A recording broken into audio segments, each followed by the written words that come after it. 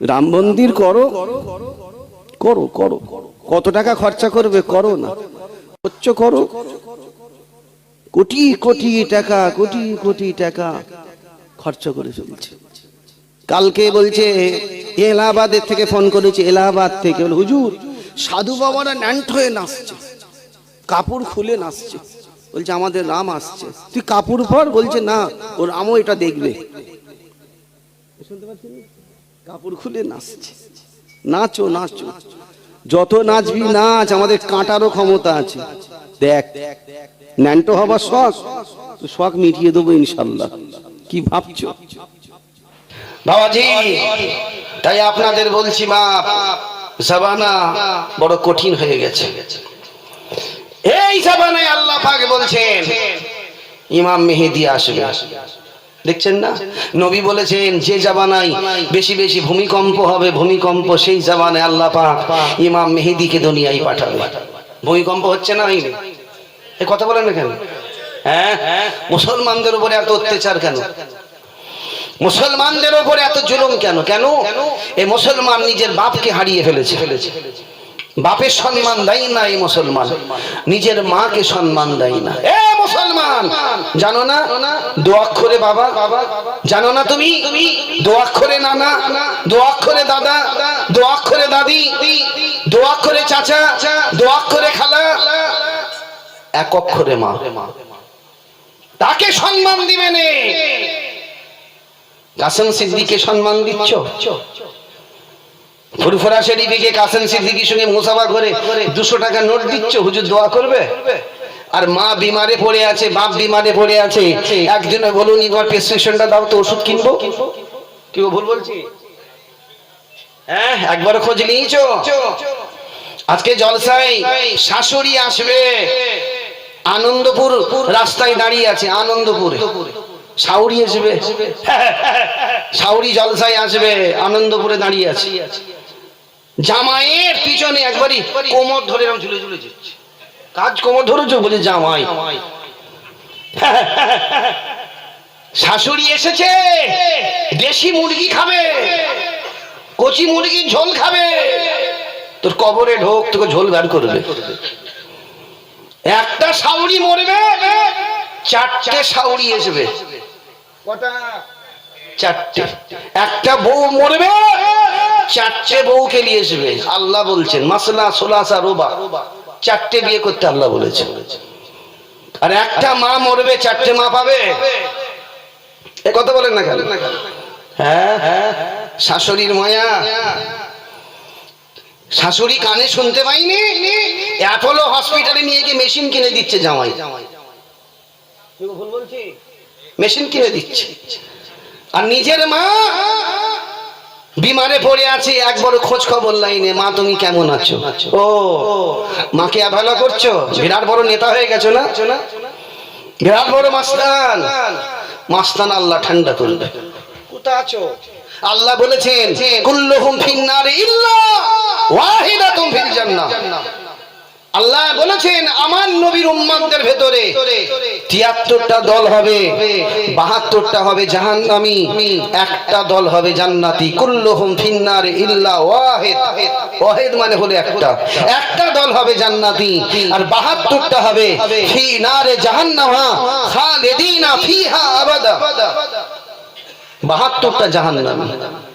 রাসূল বললেন বাবা আবু বকর, একটা দল জান্নাতি, যে দলটাকে আমার রাসূল বলেছেন আহলে সুন্নাতুল জামাতের দল।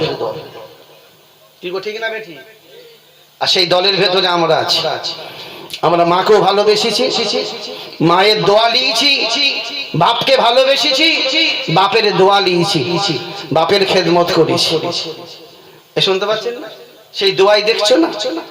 তাম পশ্চিম বাংলার নেতা একদিকে হয়ে গেছে, কাসেম সিদ্দিক এখন একদিকে।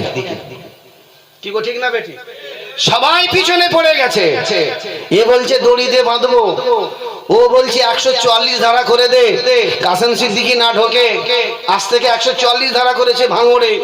কেন? কালকে আমার জলসা আছে শকুন্তলা, পরশুদিন আছে আমার কৃষ্ণমাটি। এই শুনতে পাচ্ছেন না? কাসেম সিদ্দিকে ঢোকা যাবে না, 144 ধারা কর, 246 ধারা কর। আমার কি যায় আসে, হাতি মরলো লাখ টাকা, বাঁচলো লাখ টাকা। তবে কি বাঁশ নিয়েছো চাচি বেলা হলে বুঝবে, কি বেলা হলে বুঝবে, চাচি বেলা হলে বুঝবে কি বাঁশ নিয়েছো। কি গো ঠিক না বেটি? হ্যাঁ, অত্যাচার করতে করতে করতে করতে করতে করতে করতে করতে নবীর উপরে বলছে আমরা নবীর উম্মত নয়, আমরা অমুকের উম্মত। তাই আমি বলেছি যারা নবীর উম্মত নয় তাদের জানাজার নামাজ পড়া হারাম হারাম হারাম হারাম। ভুল বলা হয়েছে? এই জোরে বলে।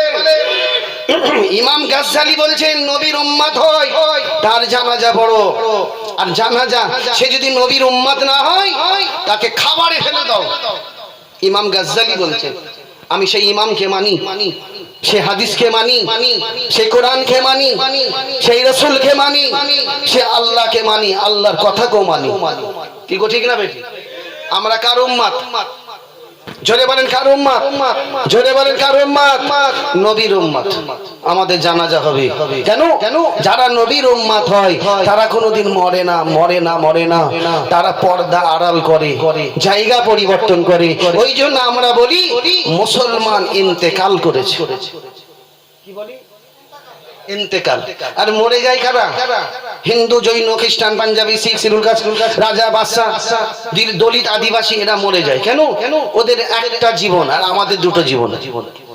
আমাদের কটা জীবন গো? একটা দুনিয়ার জীবন, একটা হলো আখিরাতের জীবন। আমাদের আখিরাতের জীবন আছে না নাই? এই জন্য বলেন আছে না নাই? দুনিয়ার জীবন শেষ হয়ে যাবে, আখিরাতের জীবন শেষ চালু হয়ে যাবে। হ্যাঁ, আজ মরলে কাল দুদিন, আজ মরলে কাল দুদিন। কাসেম সিদ্দিকী এমন ব্যবহার করে যাবে, এমন কথা বলে যাবে, অন্যায়ের প্রতিবাদ করে যাবে। কাসেম সিদ্দিকী মরে যাবে, কাসেম সিদ্দিকীর কবরে গিয়ে বলবে আসসালামু আলাইকুম ইয়া আহলিল কবর। কি গো বলবে না? কাসেম সিদ্দিকীর কবরে গিয়ে বলবে আসসালামু আলাইকুম ইয়া ওলি আল্লাহ। তার কারণ কাসেম সিদ্দিকী আল্লাহ পাক ওলির বংশের ছেলে করেছে। কাসেম সিদ্দিকী যতদিন ছিল মানুষের বিপদের পাশে গিয়ে দাঁড়িয়েছে। আজকে তাম পৃথিবীতে এত ধর্ম আছে, কোন ধর্মের উপর অত্যাচার হয় না, বারবার শুধু মুসলমানদের উপর অত্যাচার হচ্ছে। কেন? কিসের জন্য হচ্ছে? আমরা আল্লাহ ভোলা হয়ে গেছি, নবী ভোলা হয়ে গেছি, কোরআন ভোলা হয়ে গেছে, শরীয়ত ভোলা হয়ে গেছে। আমরা তাসবিহ জানি না, মুরাকাবা জানি না, মুশাহিদা জানি না, জিকির ফিকির আমরা জানি না, নবীর সুন্নাত মানি না, নামাজ মানি না, ইমামকে মানি না, মুয়াজ্জিনকে মানি না, আল্লাহর ওলিদেরকে মানিনি। তো মানবে কাকে? কি গো ঠিক না বেটি? কাকে মানবে? দুনিয়া এসেছি দুদিন কা চাঁদিনী ফের আঁধিরি রাত। দুদিনের দুনিয়া, চাঁদনি রাতে বেড়াচ্ছি। আঁধিরি রাত মানে হলো কবর। সব তো চলে যাবে, দুটো টাকা কেউ নিয়ে যাবে, যাবে ইজ্জত সম্মান, যাবে ইজ্জত সম্মান, আর যাবে আপনার আমল। ওইটাই হলো আপনার দুনিয়া সব থেকে বড় সম্পদ। কি গো ঠিক না বেটি? এই এত ঘুমোলে আমি ওয়াজ করবো কি করে বলুন তো? কি গো এখন কত ঘুমোচ্ছে? ও নিজেই দেখছে আবার যে আমার সাথী কজন আছে দেখি। এটা তাকবীর দান তো না? আরে তাকবীর। তাকবীর ঠিক হয়েছে? হয়নি? হ্যাঁ ও জোরে বলো। বলছে হয়নি। দেখি এই মাহফিলে আই বুড়ো ছেলে কতজন আছে দেখি? আই বুড়ো বিয়ে হয়নি হাত তোলো। যাদের বিয়ে হয়নি হাত তোলো, ওদেরকে বলে আই বুড়ো। কই হাত তোলো। আর হাত যদি না তোলো, সত্যি বলছি বউটা কানা হবে। কানা খেলি বাজারে ঘুরবে, হাত তোলো। আমি একবার তাকবীর দেবো, শুধু আই বুড়ো গুলো বলবে আল্লাহ একবার। রেডি? না রে তাকবীর। ঠিক আছে তো? এই আই বুড়ো ছেলে বলছে ঠিক আছে, ও তো আই বুড়ো, ও বলবে না। বাপ আই বুড়ো ছেলেদের বলছি, 14ই ফেব্রুয়ারি গেছে না যায়নি? কি সর্বনাশ করেছে আল্লাহ ছাড়া কেউ জানে। বাপ তোমাদের হাত ধরে বলছি, যারা আই বুড়ো আমি তোমাদের বিরাট ভালোবাসি। কেন? যুবকদের ইবাদত, যুবকদের নামাজ, যুবকদের তাসবিহ আল্লাহর দরবারে কি হয়? আগে কবুল হয়। এই যত বুড়ো দেখতে পাচ্ছেন, বুড়ো পাশে বসে আছে, একটা বুড়ো জান্নাতে যাবে না। যত ও বলছে হ্যাঁ, এখানে যত বুড়ো আছে একটা বুড়ো জান্নাতে যাবে। কি যাবে? যাবে না, একটা বুড়ো জান্নাতে যাবে। আর যত যুবক আমরা সবাই জান্নাতে যাব। এই কারা কারা জান্নাতে যাবে হাত তোলো। হ্যাঁ জোরে বলুন ইনশাআল্লাহ। বুড়ো গুলো হাত তোলেন, যখন যাবোই নি, যখন হাত তুলে কি করবো? বুড়ো গুলো জান্নাতে যাবে না, যাবে যুবক। কেন? আল্লাহ পাক এক একটা যুবককে 70টা করে বউ দেবে। হুর হুর হুর, এই হুর বোঝেন না? কটা করে দেবে? এই নবীর কথা মিথ্যে, আল্লাহর কথা মিথ্যে। আল্লাহ কটা করে হুর দিবে? হুর হুর 70টা। যারা যারা যুবক আমরা জান্নাতে যাব, 70টা করে হুর পাবো। আল্লাহ আমাদের বলছে নিতে হবে, লাও তোমরা 70টা করে। কথা বলেন না? আচ্ছা বলুন তো, এই বুড়োগুলো যদি 70টা করে হুর পায় কি করবে? পাগল হয়ে যাবে। সব জুয়ান গুলোকে দিবে, লে কত নিবি ঘোর ঘোর ঘোর। তোরা 14ই ফেব্রুয়ারি কি করেছিস দেখ, আর আজকে দেখ কি করছিস দেখ। হ্যাঁ, বুড়ো গুলো জান্নাতে যাবে না। কেন? ওরা হুর পাবে না। তবে যারা বুড়ো আছে, ভাবছেন রাগ করছেন যে আপনি তো আমাদের আব্বা, বাপ বলছি, এ বাপেরা রাগ করনি, তোমরাও জান্নাতে যাবে।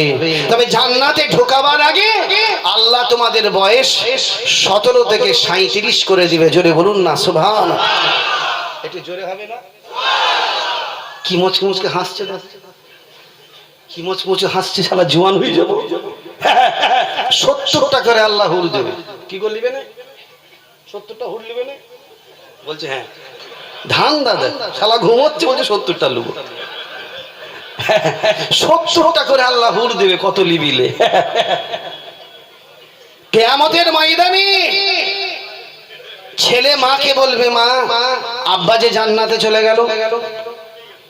কিয়ামতের ময়দানে ছেলে মাকে বলবে, মা আমার আব্বা জান্নাতে চলে গেল, তুমি গেলে না কেন? তুমি কিসের জন্য গেলে না? ওই সময় বলবে মা ছেলেকে বলবে, বাবা তোর আব্বা নামাজ পড়েছে, রোজা রেখেছে, তাসবিহ পড়েছে, জিকির করেছে, আমিও নামাজ পড়েছি, জিকির করেছি, তাসবিহ পড়েছি। তোর বাপকে আল্লাহ জান্নাত দিল, আমাকে জান্নাত দিলনি। ছেলে কাঁদতে কাঁদতে আল্লাহ পাকের কাছে যে বলবো, আল্লাহ আমার বাপকে জান্নাত দিলে আর আমার মা কেন গেল না জান্নাতে? আমার বাবা নামাজ পড়েছে, তাসবিহ পড়েছে, জিকির করেছে, মুরাকাবা করেছে, ফুরফুরার পীর আবু বকর সিদ্দিককে ভালোবেসেছে।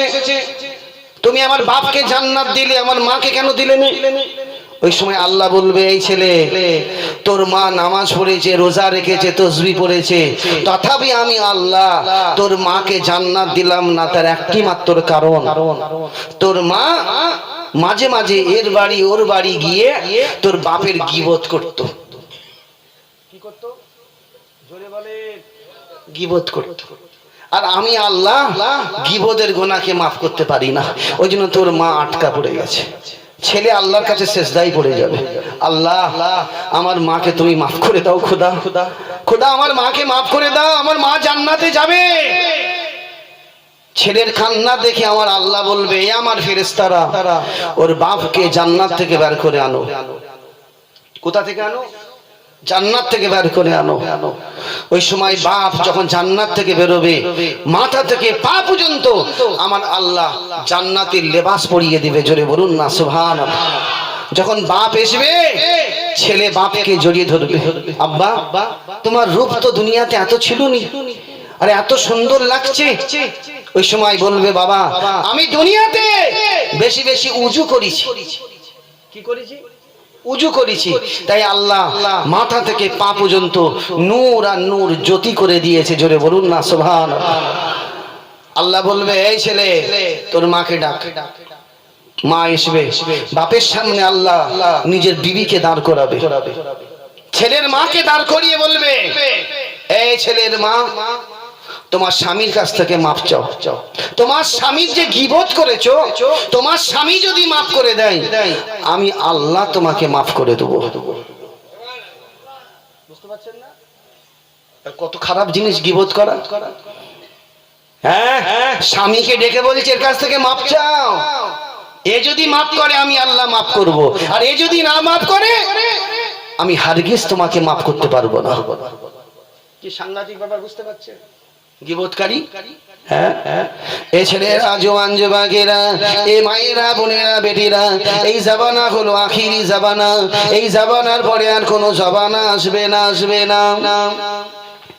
ও ভাই জানেরা, আল্লাহর নবী আজ থেকে 1550 বছর আগে হযরত আবু হুরায়রাকে বললেন, ও বাবা আবু হুরায়রা, আখিরি জামানায়, সেই জামানায় আলেমদের উপর অত্যাচার হবে, ইমামদের উপর অত্যাচার হবে, হাফেজদের উপর জুলুম হবে। আল্লাহর নবী বলছেন ইমাম মেহেদী আসার আগে আলেমদের উপর অত্যাচার হবে, ইমামদের উপর অত্যাচার হবে। এ ছেলেরা, জওয়ান যুবকেরা, আজ থেকে কিছুদিন আগে একজন আলেম, যিনি ফুরফুরা শরীফে আলেম পাশ করেছে, ফাজিল পাশ করেছে, কামিল পাশ করেছে, টাইটেল পাশ করেছে, ফুরফুরা শরীফে 13 বছর ছিল, যার নাম হলো হযরত মাওলানা আনিস খান। আনিস খান, তাকে কিছুদিন আগে হাওড়া জেলার পুলিশ রাত 1:30টার সময় তাকে ছাদের মাথায় তুলে মারতে মারতে মেরে ছাদ থেকে নিচেই ফেলে দিয়েছে।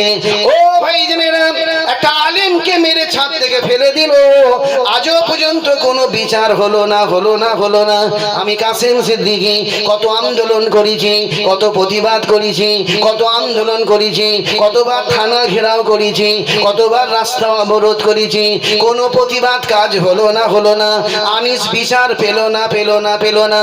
তবে আনিসের মৃত্যুর 11 দিন পর আনিসের বলছে কবর খোঁড়া হবে, আনিসকে দ্বিতীয়বার পোস্টমর্টম করা হবে, আনিসকে যে মেরেছে তার বিচারটা হবে, হবে। ও ছেলেরা, জওয়ান যুবকেরা, সকালবেলা আনিসের বাড়িতে গিয়ে দাঁড়ালো, হাজারে হাজারে পুলিশ আনিসের কবরের পাশে এসে দাঁড়ালো। আনিসের কবরের কাছে দাঁড়িয়ে বলে আমরা আনিসের কবর খুঁড়বো। আমি বললাম না না, পুলিশরা কোনোদিন আনিসের কবর খুঁড়তে পারে না। আনিস একজন আলেম মানুষ, আনিস একজন আলেম, যাকে ওয়ারাসাতুল আম্বিয়া বলা হয়, হাক্কানি আলেম বলা হয়। আলেমের কবর কোনোদিন একটা গায়ের মুসলমান খুলতে পারে না।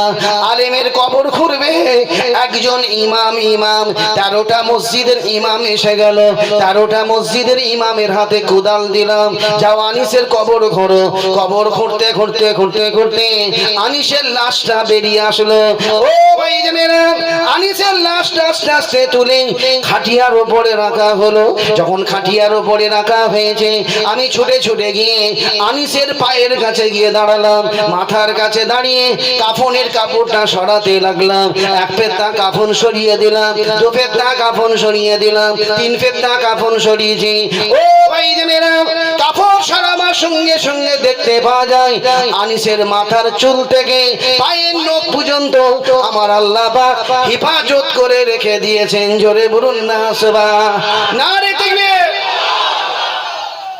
কিছু পুলিশ আমার কাছে দাঁড়িয়ে দাঁড়িয়ে কাঁদে, কিছু পুলিশ আমার কাছে দাঁড়িয়ে দাঁড়িয়ে কাঁদে, হুজুর মানুষ মরে গেলে 3 দিনের ভেতরে পেট ফাটে, 7 দিনের দিনে চামড়া গুলো গলে গলে পড়ে। আর আজকের কি দেখছি, আনিসের তো পেট ফাটলো না, আনিসের চামড়া গুলো গললো না, আনিসের শরীর থেকে তো দুর্গন্ধ বেরোচ্ছে না। এটা কি ব্যাপার, কি ব্যাপার, কি ব্যাপার? আমি পুলিশদের হাত ধরে বললাম, ভাই আমার আল্লাহ পাক বলেছেন একটা হাক্কানি আলেমের লাশ, একটা হাক্কানি আলেমের লাশ, একটা হাক্কানি ইমামের লাশ আমার আল্লাহ পাক কবরে ওই বান্দাকে হেফাজতের সঙ্গে আল্লাহ রেখে দেয়। জোরে বলুন না সুবহানাল্লাহ। দুনিয়ার মানুষ দেখলো যে মুসলমান কি জাত রে, মরে যাবার পরেও তো পচলো না। পচবে পচবে, ও তো ওয়ারাসাতুল আম্বিয়া। আলেমদেরকে কি বলা হয়? ওয়ারাসাতুল আম্বিয়া। এরা হচ্ছে নবীর ওয়ারিস। হ্যাঁ, আজকের জেলের ভেতরে রেখে দিয়েছে, কালকে নওশাদের হাতটা ধরেছে, ধরার সঙ্গে সঙ্গে বাঘের বাচ্চা বলছে, এই তুই হাত ধরছিস কেন, তুমি হাত ধরছো কেন? হাত ধরার পারমিশনটা কে দিয়েছে? ওই চোর চোর চোর চোর, তার হাতটা তো একবার ধরলে না। আমার হাত ধরার পারমিশন তোমাকে কে দিয়েছে? আমি কি তোমার কোনো জিনিস চুরি করেছি? মোবাইল গুলো রিচার্জ করতে দিল, মোবাইল গুলো পরীক্ষা করার জন্য দিয়েছে যে কত টাকা কি করেছে, কোথায় লেনদেন করেছে। ও ভাই জানেনা, জায়গা থেকে খবর আসলো, কোথা থেকে? বোম্বাই থেকে খবর আসলো, নওশাদ সিদ্দিকীর দুটো মোবাইল বেকসুর খালাস খালাস, এর কোনো হদিশ পাওয়া যায় না, এর কোনো খবর পাওয়া যায় না। এ ছেলেরা, জোয়ান যুবকেরা, এটা মনে রাখবে, ওর রক্ত কথা বলবে, ও কোনোদিন চোর হতে পারে না। আল্লাহ পাক ওকে মুজাদ্দিদি জামান আবু বকর সিদ্দিকের বংশধর করে আল্লাহ দুনিয়ায় পাঠিয়েছে। জোরে বলুন না সুবহান। ঠিক না বেঠে? বলে চোর, মোবাইল থেকে এত টাকা পাওয়া গেছে, যে বলছে সে তো এক নম্বর চোর। ও আবার চোরের কথা বলছে। হ্যাঁ, জেলে দিয়েছে, ইচ্ছা করে মিথ্যে মিথ্যে কেস দিয়ে ফাঁসিয়েছে। একবার বেরোক। ভাবছেন আমরা বোবা হয়ে গেছি, কিছু বলছিনি? আমাদের মুরব্বীরা মাথায় হাত দিয়ে বলেছে চুপ কর, খামোশ খামোশ খামোশ, কথা বলো না, চুপ করে থাকবে। আগে ছেলে বাড়িতে আসুক। শুনতে পাচ্ছেন? আগে বাড়িতে আসো, তারপরে কত ধানে কত চাল। আমার চাচারা বলছেন, মুরব্বী চাচারা যারা হায়াতে আছে, বলছে ভারত স্বাধীন হবার পর থেকে কোন নেতা, কোন মন্ত্রী ফুরফুরা পিশাবদের উপরে কথা বলেন। আর জম্মায় জম্মায় 8 দিন বসে, বিরাট ব্যাপার। হ্যাঁ, রাজতন্ত্র নয়, এটা মনে রাখবে, গণতন্ত্র। কথা ঠিক না বেটি? এটা গণতন্ত্র। আল্লাহ রাজাকে প্রজা করতে পারে, প্রজাকে রাজা করতে পারে। এইখানে যত মানুষ আছে বলুন তো, আমাদের সঙ্গে আবার আল্লাহ আছে না নাই? এই যে এত কঠিন মহামারী গেল, মহামারী মহামারী, করোনা করোনা করোনা, এত মানুষ যে আমরা বেঁচে আছি, করোনা মুক্ত হয়ে আছি, তাহলে বলুন তো আল্লাহ পাকের নজর আছে না নাই? জোরে বলেন। আল্লাহ পাকের নজর আছে বলে আল্লাহ হেফাজত রেখেছে, আর নারে কম পাঠিয়ে দিত। এই যে আমরা সুস্থ শরীরে বেঁচে আছি, আমাদের মতো কত মানুষ কলকাতার পিজিতে পড়ে আছে, আমাদের মতো কত মানুষ মেডিকেলে পড়ে আছে। কি গো ঠিক না বেটি? আল্লাহ আমাদেরকে হেফাজতের সঙ্গে রেখেছে, এটা হলো লাখো লাখো শুকরিয়া। কি গো ঠিক না বেটি? হ্যাঁ, তাই তোমাদের হাত ধরে বলছে, আই বুড়ো ছেলে কোথা গেল, সব কোথা গেল? আই বুড়ো বলো আছে তো। আর কে কে আছে আই বুড়ো হাত তোলো। তোমাদের হাত ধরে বলছি, যখন বিয়ে করবে, বিয়ে করার আগে মেয়ে দেখবে না, বিয়ে করার আগে মেয়ে দেখবে না, মেয়ের মাকে দেখবে আগে। কাকে দেখবে? কাকে দেখবে? মেয়ের মাকে। হ্যাঁ, মেয়ের মাকে আগে দেখবে, তারপরে কাকে দেখবে? মেয়ের দাদি। তারপরে কাকে দেখবে? মেয়ের নানি। রাসূল বলছেন মেয়ের মায়ের খোঁজ খবর আগে নাও, তারপরে মেয়ের দাদির খোঁজ খবর নাও, তারপরে মেয়ের নানির খোঁজ খবর নাও। মেয়ের মা যদি নামাজি হয়, মেয়ে অবশ্যই নামাজি হবে। মেয়ের দাদি যদি আল্লাহওয়ালা হয়, নাতনি অবশ্যই আল্লাহওয়ালা হবে। মেয়ের নানি যদি পর্দা করে, নাতনি অবশ্যই পর্দা করবে। নবীর কথা মিথ্যে? জোরে বলেন। এই আই বুড়ো ছেলে, তোমাদের হাত ধরে বলছি, আর একটা কথা বলে যাচ্ছি, মনে রাখবে। মনে রাখবে তো? রাখবে, মনে রাখবে।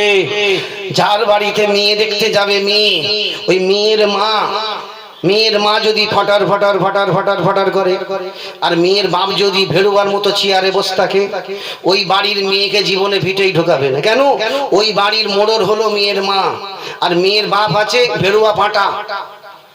কি পাঁটা? ভেড়ুয়া পাঁটা। আর ওই বাড়ির মেয়েকে যদি ভিটেই ঢুকাও, তোমার বাড়ির মোড়ল হবে ওই মেয়ে, আর তোমাকে করবে ভেড়ুয়া পাঁটা। ঠিক ঠিক না বেঠি? উনি এবার জোরে বলছে ঠিক, মানে বিরাট জ্বালায় আছে তো। যে আজকে হুজুর তো ঠিক বলছে রে, কি জ্বালাই আছি, আমার কোনো দাম নেই। হ্যাঁ, তাই দেখেন ইনি নিজে স্বীকার করছে যে আমাকে ভেড়ুয়া করে রেখেছে। আহা, কি জ্বালাই বলছে, বলে ফেললো আমার সামনে। আহাই বা, বলছে আমাকে হুজুর ভেড়ুয়া করে রেখেছে। কাকে বলবেন, আমাকে করে ফেলেছে। এই এখানে বলুন তো কারা কারা বউকে ভয় করে, হাত তুলে দেখান তো দেখি, হাত তুলবেন। আর কারা কারা বউকে ভয় করে না, হাত তুলে দেখান তো দেখি। যারা যারা হাত তুলেছে এরা বেশি ভয় করে। কি গো, ঠিক না বেঠি? তো বাবাজি একটা কথা মনে রাখবেন, জলসায় এসেছেন, এটা মনে রাখবেন আমাদের কিছু পরিবর্তন হতে হবে। কি গো, ঠিক না বেটি? আর পরিবর্তন যদি না হয় এখানে বসাটা বেকার। এই ঘুমোচ্ছে কেন? এইখানে দুটো হলো, জোয়ান ছেলে তিনি ইনতে করে লাফাবে, এখানে উঠে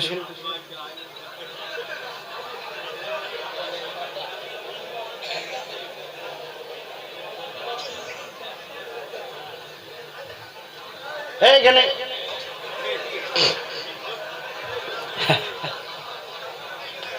ওইদিকে করো। ড্রাইভারের বাঁদিকে কে থাকে? ড্রাইভারের বাঁদিকে কে থাকে? বাঁদিকে হেল্পার, খালাসি। রাত 12টার পরে দেখবেন খালাসিরা কিন্তু ঘুমাই না।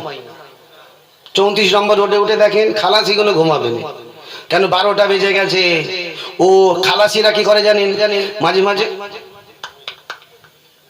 কি দেয়? কাকে দিচ্ছে? ড্রাইভারকে। ও চিন্তা করে যদি ড্রাইভার ঘুমিয়ে পড়ে আমিও ঘুমিয়ে পড়বো।